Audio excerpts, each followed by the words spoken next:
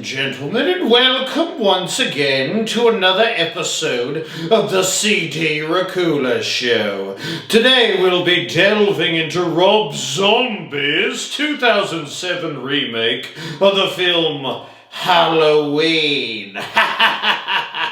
Oh goody, Michael Myers and Rob Zombie teaming up just seems too good to be true. Rob Zombie also made a sequel to this film, aptly named Halloween 2. Okay, makes sense.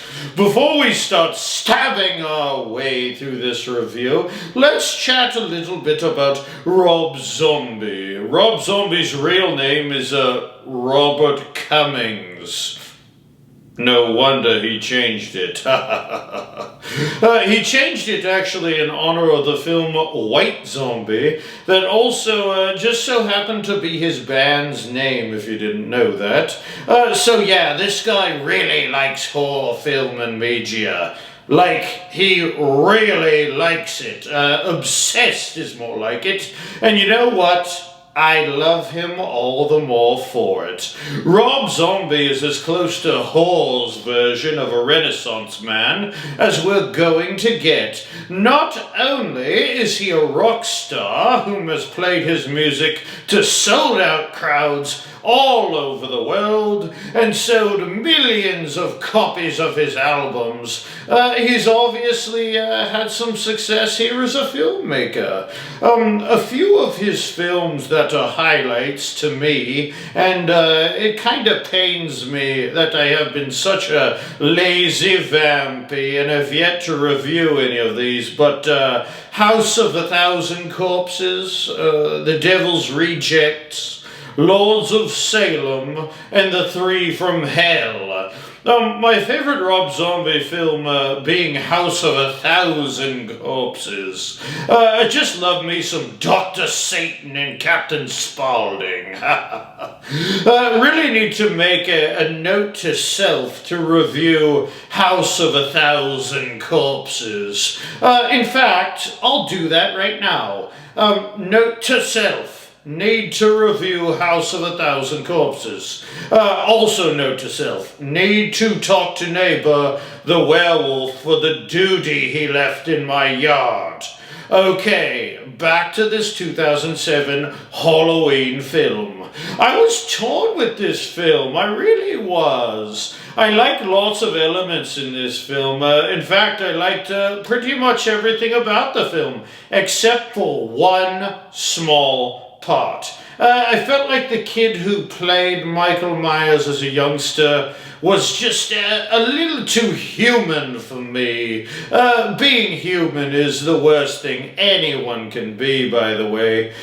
He just seemed like a spoiled little brat.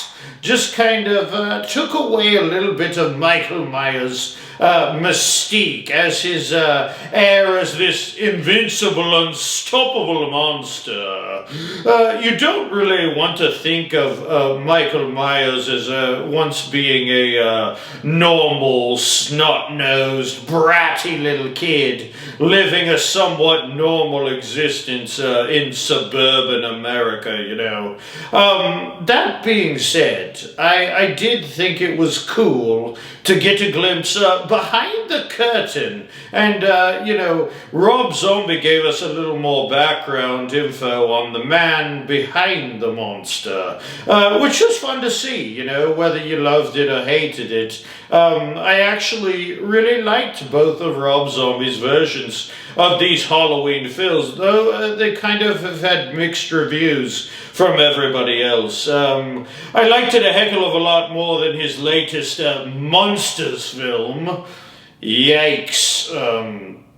The cast in this film, of course, had to feature Sherry Moon, whom is Rob Zombie's wife, his little sweetheart, and has parts in most of his films.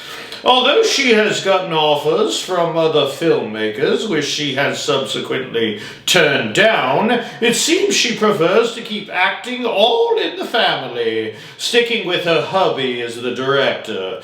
I actually would like to see her venture out and do some more acting outside of Rob Zombie films. She definitely has some pizzazz and her own brand of acting chops. I was thinking the other day about, Margot Robbie and Lady Gaga, who recently got named to play Harley Quinn.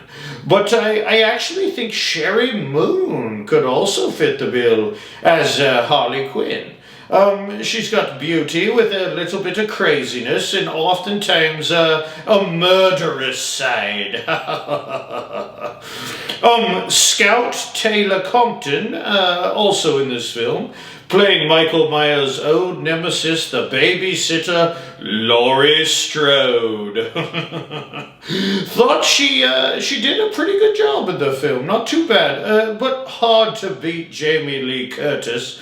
But props to Scout for giving her best effort. Not everything has to be a competition, you know. Kind of like being compared to a Michael Jordan. You know, it's just tough to beat the best, but I did like her in this film, and for a reimagining at this time, probably best to not get Jamie Lee Curtis. Plus, Jamie is a little bit older, in 2007, so the timelines wouldn't really mesh now, would they? Malcolm McDowell played Dr. Loomis, who knows the monster Michael Myers inside and out, and has looked into his eyes and, of course, seen pure evil. Malcolm McDowell, best known for playing Alex DeLarge in one of my favorite films of all time, A Clockwork Orange. He was so awesome in that film. I love Clockwork Orange. Hard to believe A Clockwork Orange came out in 1972. Seems like yesterday to me. Oh, reminiscing. Pretty fun little cast to be sure in this Halloween film, and I would highly suggest checking out this 2000 rendition of Halloween. It's a lot of fun with some classic gory kill scenes for Michael, done Rob Zombie style. I also enjoyed the sequel Halloween 2, though I have no plans to review that film. I would highly suggest you get out there and, maybe take a peek at it. I would like to take this opportunity to thank you once again for joining me here on this episode of the CD Racoola Show. If you could, please take this time to like, share, and subscribe. I would be so thankful. I would give you a big old hug.